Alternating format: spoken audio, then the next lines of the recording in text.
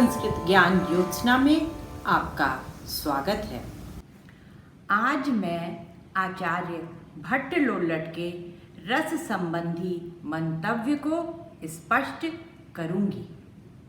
हम जानते हैं कि भरत ने रस निष्पत्ति पर एक सूत्र लिखा, विभावानुभाव व्यभिचारि संयोगाद रस निष्पत्ति। इस सूत्र के विभाव, अनुभाव और व्यभिचारी भाव, इन तीन शब्दों की व्याख्या में आचार्यों में कोई मतभेद नहीं है, परंतु संयोगात और निष्पत्ति ही पदों की व्याख्या करते हुए आचार्यों के अलग अलग मत दिखाई पड़ते हैं। ये आचार्य एवं उनके मत इस प्रकार हैं। पहला, भट्टलोल्लट का उत्पत्तिवाद, दूसरा शंकुक का अनुमितिवाद, तीसरा भट्टनायक का भुक्तिवाद और चौथा अभिनवगुप्त का अभिव्यक्तिवाद।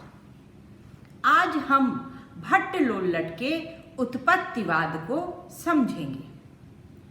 सबसे पहले तो यह जानना जरूरी है कि भट्टलोल्लट ने भरत के रससूत्र में आए निष्पत्ति शब्द का अर्थ उत्पत्ति किया है और इसीलिए उनका यह मत उत्पत्तिवाद के नाम से प्रसिद्ध है।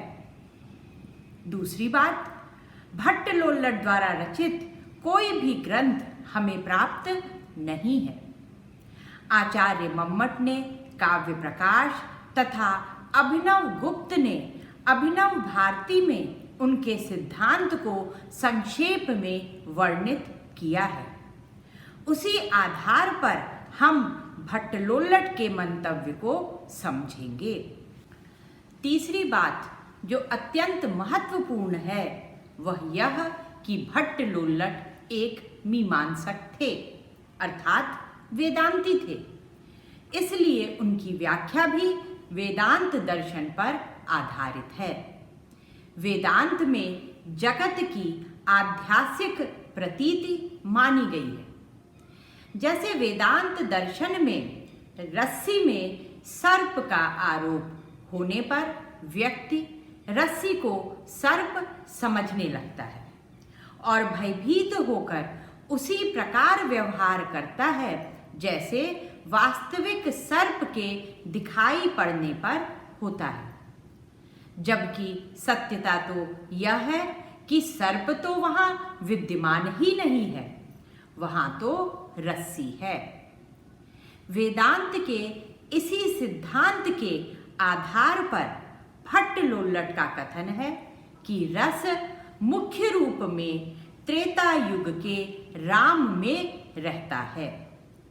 विभिन्न वेशभूषा के कारण नट उन त्रेता युग के राम का जब अभिनय करता है तथा उस त्रेता युग के राम के मन में सीता के प्रति जो रति आदि भाव थे, वह रति आदि भाव वस्तुतः नट के हृदय में नहीं है, किंतु अभिनय के समय उनका अनुकरण करने के कारण, अर्थात अभिनय के समय उस त्रेता युग के राम का अनुकरण करने के कारण विद्यमान न होने पर भी उस रति की प्रतीति नट में होती है और उसके द्वारा सहृदयों में चमत्कार की अनुभूति होती है।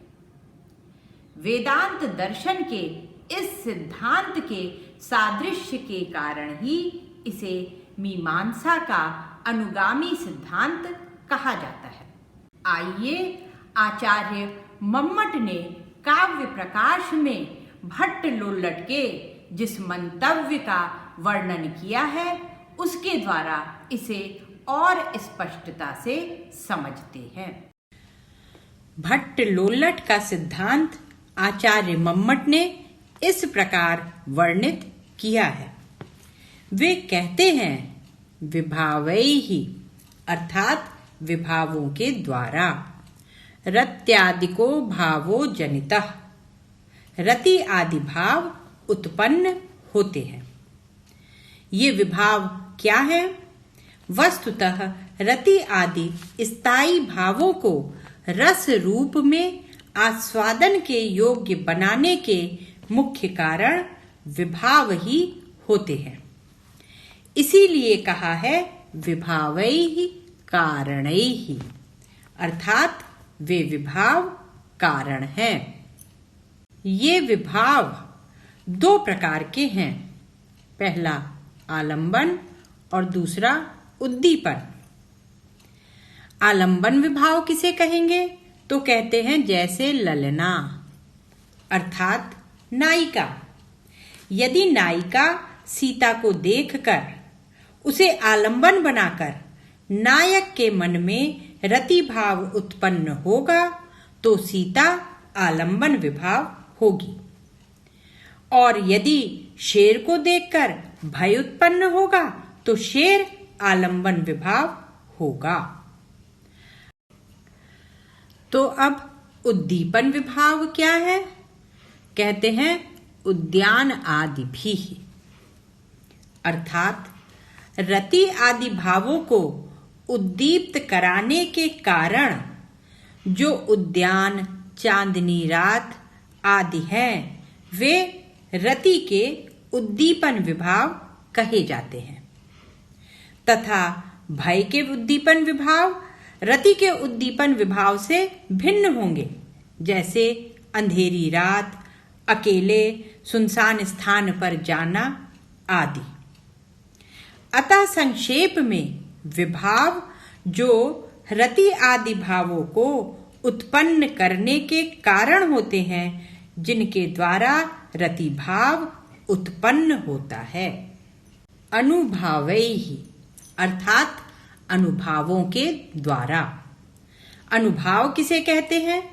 अनुपश्चाद भवन्ति इत्यनुभावाः।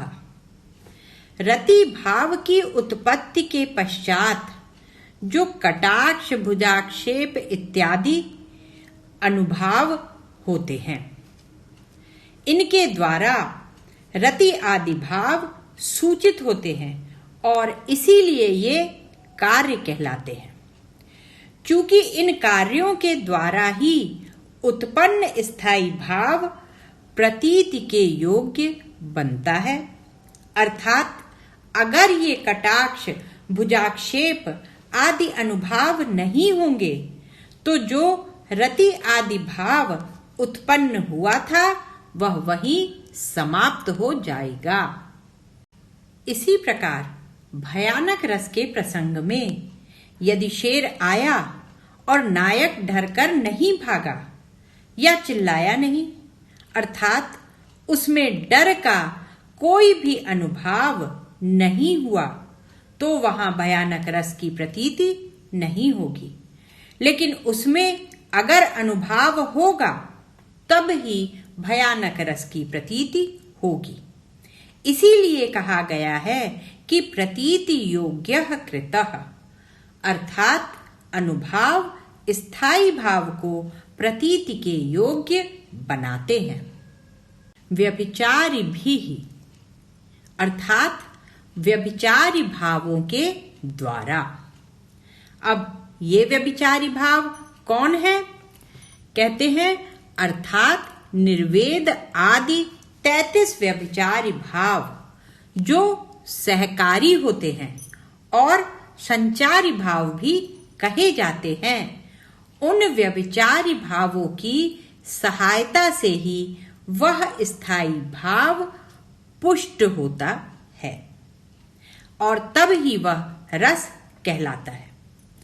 भट्ट लोल्लट के अनुसार स्थायी भाव और रस का अंतर यही है कि विभाव, अनुभाव और व्यभिचारी भाव से उपचित हुआ, पुष्ट हुआ स्थायी भाव ही रस कहलाता है।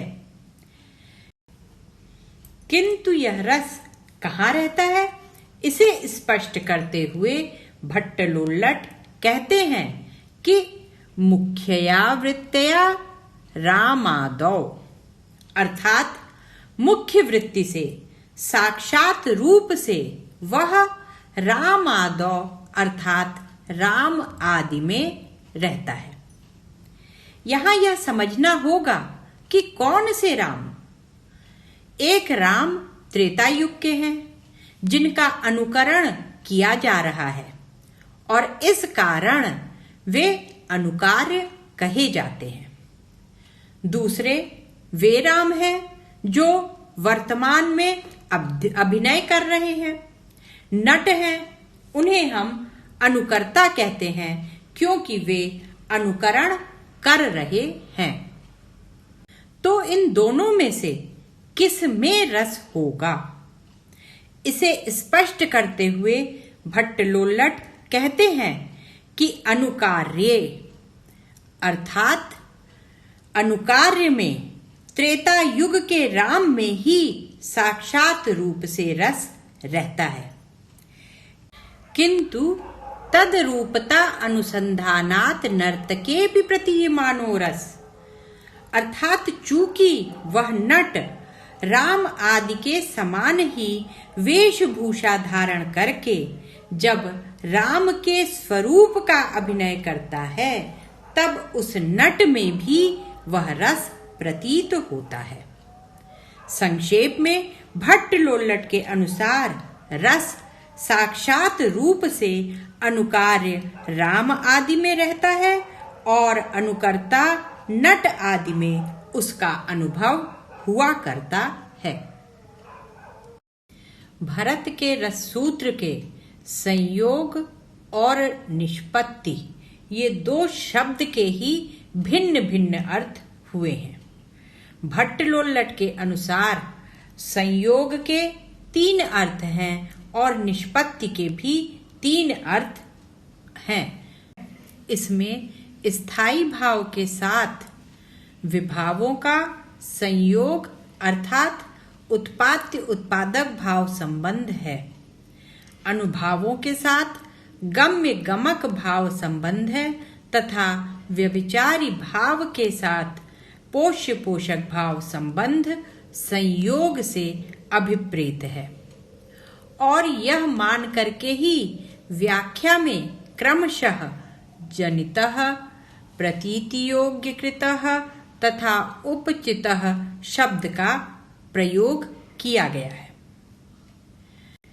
जिस प्रकार से भरत सूत्र में आए संयोग शब्द के 3 अर्थ यहाँ माने गए हैं, उसी प्रकार भरत सूत्र में आए हुए निष्पत्ति के भी यहाँ पर 3 अर्थ समझने चाहिए।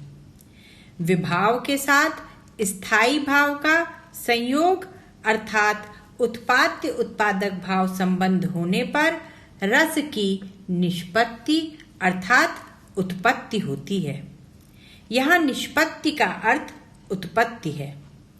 अनुभावों के साथ गम्य गमक भाव संबंध होने पर रस की निष्पत्ति अर्थात प्रतीति होती है।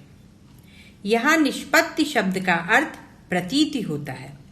और व्यभिचारी भावों के साथ पोष्य पोषक भाव संबंध होने से रस की निष्पत्ति तथा पुष्टि होती है। यहाँ निष्पत्ति शब्द का अर्थ पुष्टि होता है। यह इस व्याख्या का अभिप्राय है।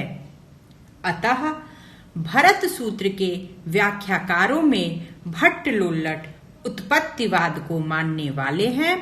उनके मत में विभाव अनुभाव व्यभिचारी भाव के संयोग से अनुकार्य राम आदि में रस की उत्पत्ति होती है। भट्टलोल्लट की इस व्याख्या में परिवर्ती आचार्यों को अनेक दोष प्रतीत हुए। धनंजय ने इस मत के दोषों को दिखलाते हुए कहा है, पहला, काव्य या नाट्य से रसानुभूति के समय अनुकार्य राम आदि विद्यमान नहीं होते हैं, अतः उसमें रसानुभूति कैसे मानी जा सकती है। दूसरा, उनके रसास्वादन के लिए काव्य या नाट्य लिखे भी नहीं जाते हैं। तीसरा, यदि अनुकार्य राम आदि में रस माना जाएगा तो श्रोता या दर्शक को इसमें रतिभाव है, इस प्रकार की प्रतीति मात्र होगी तथा लज्जा ईर्ष्या आदि होने लगेंगे। इसी कारण भट्ट लुल्लट का यह सिद्धांत मान्य नहीं हुआ।